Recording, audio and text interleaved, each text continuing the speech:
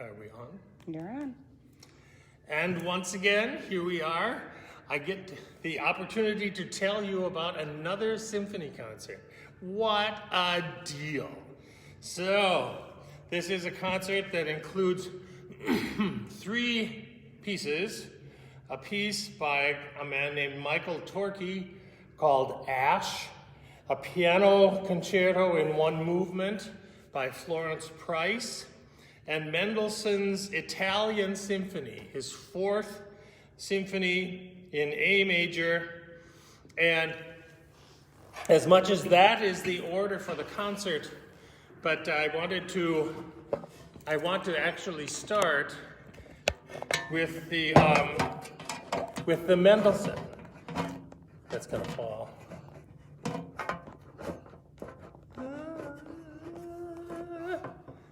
Yeah, okay. And I wanted to start with the Mendelssohn because the Mendelssohn is the piece of music that you are probably more than likely familiar with. You probably have heard bits of it any number of times. It is a very well-known piece, as is essentially all the music of Mendelssohn. It's very accessible. It's built on real strong foundations, and it is these foundations that are the same foundations that ultimately in the 20th century either supported 20th century music or that 20th century music went out to crush. So, having said that, Mendelssohn's Fourth Symphony was begun in 1831. He went to Italy, and the cool thing about that is that he was there just sort of traveling around, sightseeing, if you will. He did the same thing with his when he wrote his Scottish Symphony in the Hebrides, when he went to Scotland in order to get the inspiration, if you will. So he went there in 1831, and he essentially went there with a bunch of his friends from Germany, and they just were tourists. It was like, people will complain, well, you know, he didn't really absorb the ambiance of Italy and all that sort of stuff.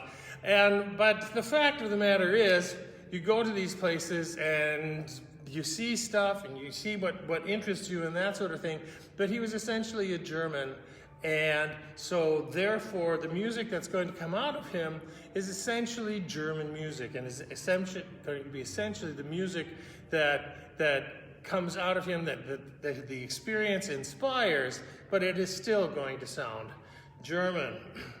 He started this in Italy, and then ended up finishing it in Berlin 2 years later, and it took a certain amount of time, not because it was difficult for him to put together, but because he had other things going on, and he really just didn't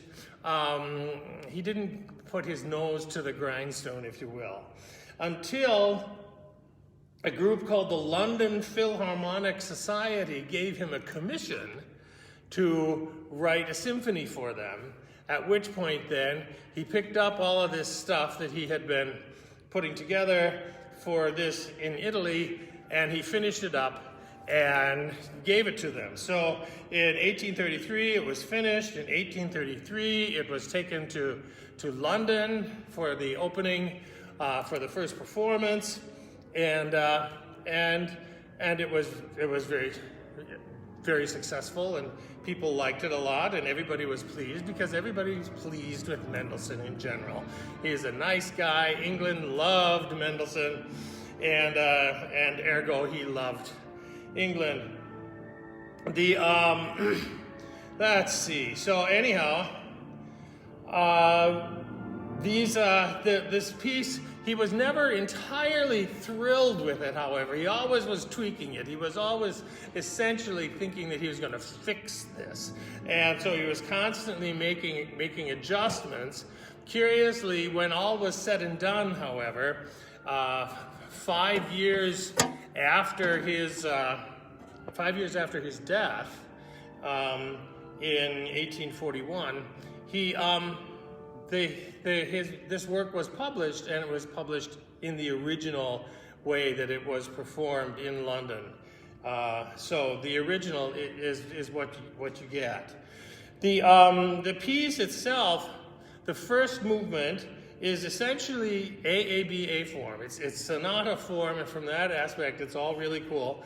There is a little controversy with regard to, do we really need to repeat the A section? And there are people who will say that it doesn't have to happen and all that sort of stuff. And particularly if you want all the movements to be essentially about the same length. As it stands, the first movement, if you take all the repeats, is 13 minutes, which is really twice as long as the second and third movement. And so it's an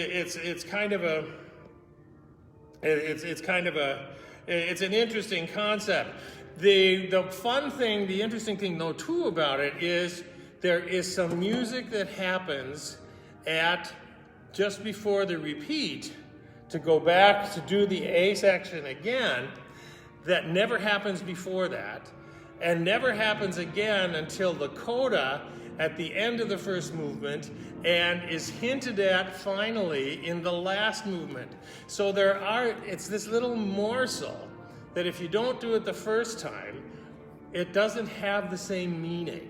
It's just curious stuff, and you get musicologists getting themselves all worked up about what is necessary and what is not necessary. Anyhow, the second movement is kind of an elegy, if you will, almost a funeral march. It is very thinly orchestrated, and there is this walking jazz bass, sort of boom, boom, boom, boom, boom, boom, boom. And it's so cool. I just love this thing. Every time I hear this kind of thing, Bach does this a lot. There are lots of composers that made use of this walking bass line. And it's very cool. It speaks to me somehow. The third movement is a minuet. A minuet, you say, of course, because the minuet was the classical symphony business.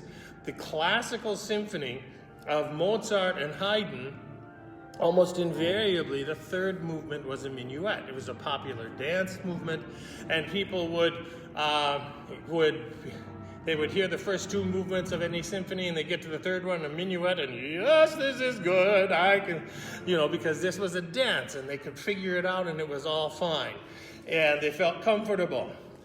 The trick with a minuet, however, is that not only is it a flashback to earlier stuff, but it allows what would have been in a romantic symphony, the scherzo, which would have been the breakneck speed sort of thing, it allows that to be the last movement.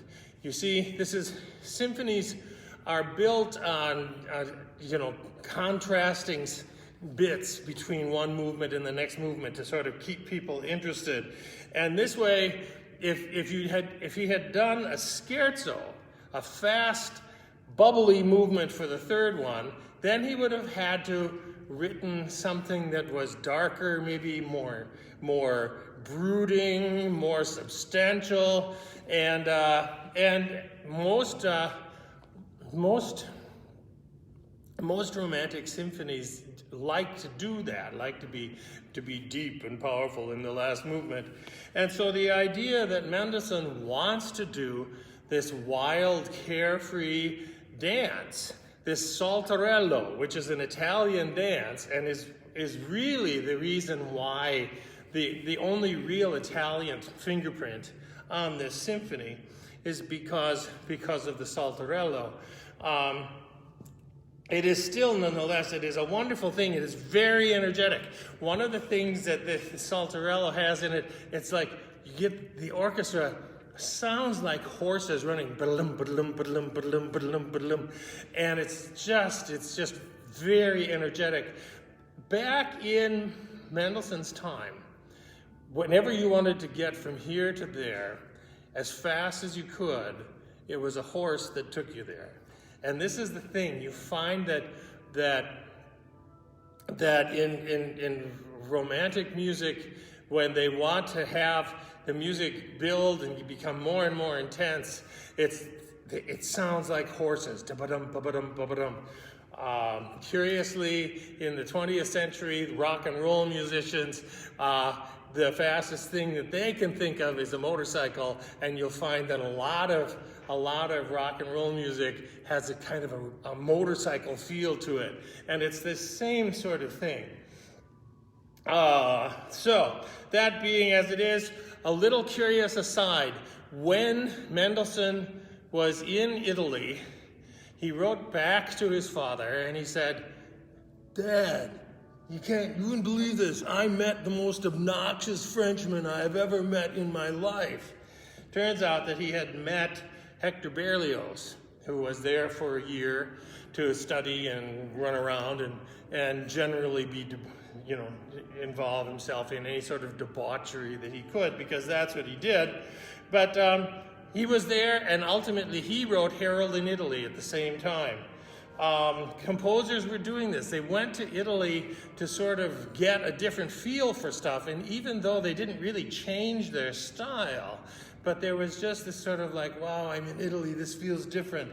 Hugo Wolf wrote an Italian serenade, and Tchaikovsky wrote the Capriccio Italien. And these are pieces that they all have their own fingerprints, just like Mendelssohn does, and just little hints of Italianness, but they're just, it's an interesting thing how people sort of went there. So, that is the Mendelssohn. The next thing we have now is two pieces from the 20th century. And what I want to mention here is that this is, when I was thinking about this, I was thinking about, how people will, in order to find out, say, for instance, how old a tree is without cutting it down and counting the rings, they will take a core sample, and they will drill out this small tubular hole, and then draw it back, and they'll be able to count the rings, open it up and count the rings. They'll also be able to see what were lean years and what were moist years or dry years, because of the different ways that the rings happen. And to a certain extent, that's what this concert is. This concert is sort of this musical core sample. We go down deep to the heart, and we get Mendelssohn. We get Mendelssohn, who is writing something that has feels of classical nature in it, has feels of romantic nature in it, and he's playing with these aspects. And then we go virtually 100 years later to get to Florence Price. How do you make a connection here? And the connection that I would make, this sort of phantom connection, is Antonin Dvorak. And you can say, no, Bill, we're not talking Dvorak. But the trick is, Dvorak was born in the year that Mendelssohn died. And Dvorak, as music was developing in the Romantic era, Dvorak was really liking folk music. He was liking Eastern European folk music, and he was buying into this when other people were not doing it. And by the time he got into the 1890s, he was brought over here to teach Americans at the American Conservatory in New York, to teach Americans how to write American music, so that they, rather than just teach them how to write European music. And he told them that you need to You need to listen to the music that is around you, that is in your country, that is in your vicinity. And this was very powerful, and lots of people grabbed onto this. Lots of people didn't. By the time we get to the 20th century, you have people deciding that the new music needs to be not romantic, it needs to be vicious, it needs to be dissonant, it needs to be what's called atonal, which means that it isn't in any key and you can't really find yourself in any key. Essentially, you can write atonal piano pieces by playing with your arms on the keyboard rather than individual notes. People in the 20th century came to terms in many different ways. One of the ways, of course, was the 12-tone system of Schoenberg and serial music and atonal music like Stravinsky did with The Rite of Spring. And there was a man, Pierre Boulez, a conductor and composer, who said, there is no 20th century music that is tonal. If you are writing tonal 20th century music, if you are writing something in C major in the 20th century, you are not writing 20th century music, you are writing 19th century music in the 20th century. He was being unpleasant. But the fact of the matter was, the 20th century is this place where people were no longer, people who were writing music were like not touching the ground anymore. There wasn't anything that said, this is what you have to do. You couldn't do necessarily what you wanted to because you were afraid that others would say that this isn't legitimate. And so what happened is when people heard Dvorak say, learn the folk music, learn the music from American folk music, and he spoke of things like also spirituals and cowboy songs and Native American music, and so he opened up a door for ways that you could do. That you could write music, and it would be, how do you say? It would be new. It would be different, but it would not be. But it would not be strange. Would not put your audience off. And so one of the things that ultimately came out of this was minimalism. And Michael Torke's piece, Ash, is a prime example of minimalism. Minimalism is an interesting concept because instead of making music in such a way so that it is atonal, you make it supertonal. You make it, there are minimalist pieces of music that are just one chord. And everything is played around that one chord, and that's all there is. It is just, there is no chord change. It's just all, it's just the same thing. It just is really simplified. And to a certain extent, Michael Torke in this piece is taking the concept of the tonic and dominant and just playing with it back and forth in kind of F minor, and then in the middle section he goes to an A flat major sort of, but back and forth, tonic dominant, almost like a yin and yang study or an inhale exhale. He spoke of the idea that for, like Isaac Newton, for each action there is an equal and opposite reaction. And that's, to a certain extent, what is here. If you're looking for a tune, it's not going to be there. I would tell you that to a very real extent, what you have is kind of an accompaniment to a song that he doesn't give you. And you just hear this accompaniment, and it's very simplistic, not necessarily simplistic, but not driven, not harmonically driven. And the first movement is a very rhythmic thing with lots of Latin sort of feel to it. The middle section is very sparkly. The first movement also sounds kind of like the development in a Beethoven symphony, the development in Beethoven 5, without the melodies that went along with it and would ultimately make sense in it for us.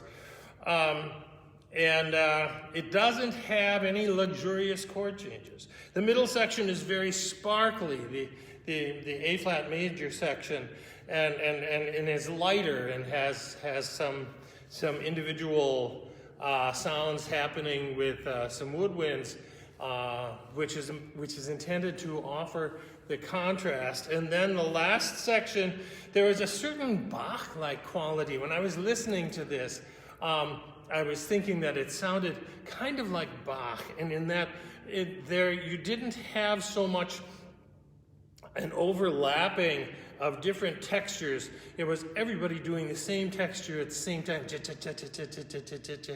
And there are people who will tell me, so that's what you think of Bach, right? Well, no, but there was just, when I was listening to it, it was lots of little motivic snippets. And it's a curious bit of business. It doesn't, the concept of minimalism is to not fall into the trap of 12-tone, of serial music, of really organized music. It's almost like soundtracks, movie soundtracks, where the soundtrack amplifies the movie and makes stuff happen, but without the movie, it doesn't really. It's like it's out there just in space. So, but this is minimalism is what it is, and it's interesting. One thing that was mentioned about Michael Torke is that he has synesthesia, and he's very careful to say that he's a synesthete, which means that when he hears notes, he sees colors, and points out that Liszt and Rimsky-Korsakov were both had this, and they would have these big arguments over what note denoted what color. So there isn't this cut and dried rule. Leos Janáček also had synesthesia, and he would play a note and then tell his students, okay, what color is that note? And of course they didn't have a clue. They would make things up, and he'd get all angry with them. So anyhow, I don't know that necessarily has anything to do with this piece. I don't know why the name Ash is tied to this piece. Is it like ash, like an ash tree? Is it ash like the end of a cigarette? I don't know. And nothing that I have seen says anything. This is the curious thing about words, is that if you give something a word, if you give something a title, people start looking for in that direction. And in this case, I don't know. Finally, the piece that I want to talk about is the Piano Concerto in one movement in D minor by Florence Price. She wrote this in 1934. She was born in 1887 and died in 1953. This is a piece I would expect that none of you have heard, just as none of you have probably heard the Ash piece by Torke. It has three segments, three sections, and so to a certain extent there is a hint of the shape of a concerto, but this is very interesting stuff. She is writing at a time when the 20th century music is taken on some different possibilities. For instance, the idea of using folk music, the idea of adding folk music in, of other musics in, of the feel of other musics in. This is very interesting. It's very powerful, and she does this a lot. And there were a lot of people that were doing this, particularly in the early 20th century. Charles Wakefield Cadman went around collecting Native American songs, just like Dvorak went around collecting spirituals, and not necessarily to use them per se, but to get the feel of the spirituals.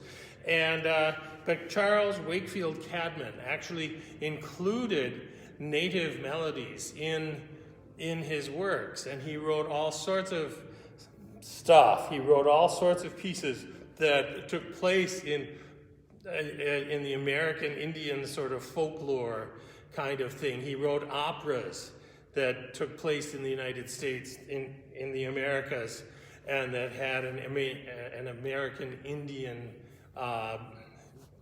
background to it and story to it.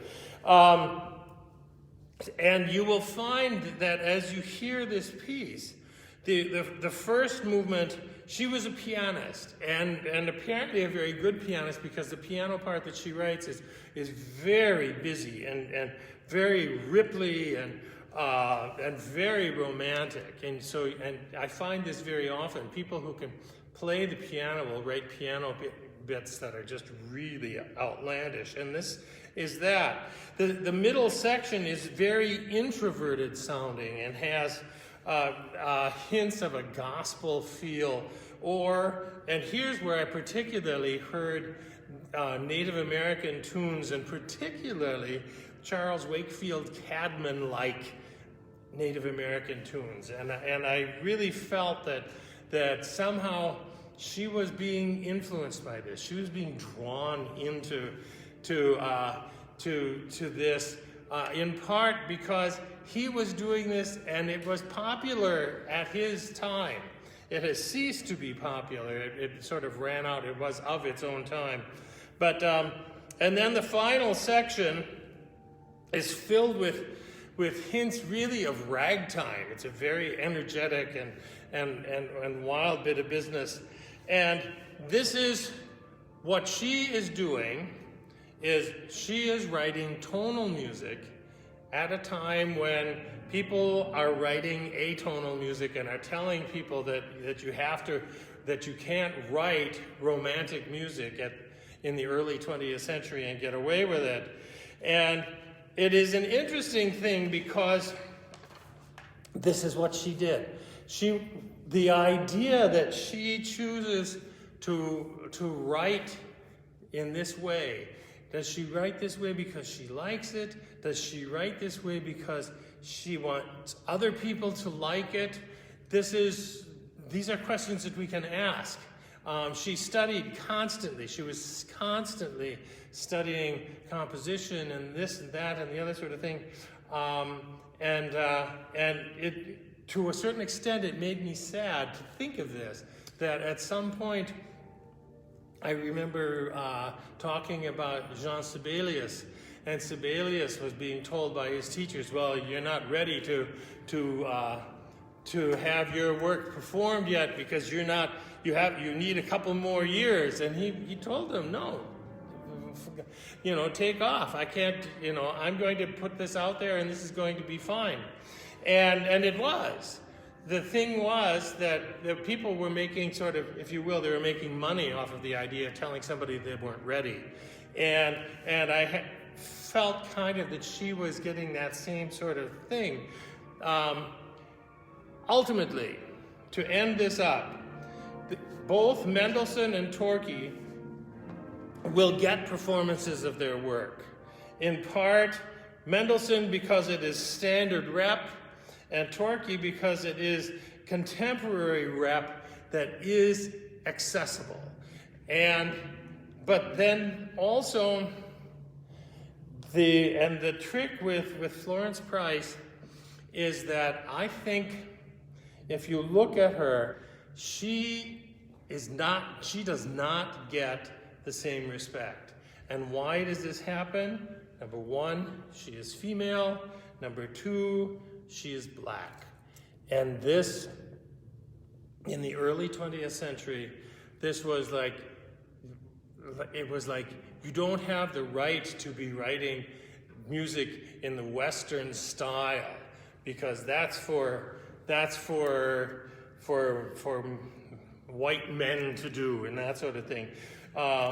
And it just saddens me to think that here's this woman who wants to write this music and goes and spends her whole life striving to be able to put music out there, and because she has this that she wants to say. I always tell people that music, the essence of music is one heart speaking to another. And in her instance, this really strikes me as this is what's here. Her heart, she has something to say, and she is reaching out to people to try to give them what she's trying to put together, what she's trying to put out there. And I think we owe it to her to give her a dignified and respectable hearing, but we owe that to her, and we also owe it to ourselves, because we are so lost if we can't hear what somebody else has to say, particularly somebody who has something wonderful to say. And so I think it's very exciting that you get a chance to hear these three pieces, and that particularly that you get to hear this piano concerto by Florence Price. Very, very beautiful music, very, very wonderful, romantic, luxurious music, to a certain extent of her own time, but very worthwhile. So please enjoy and have a great evening.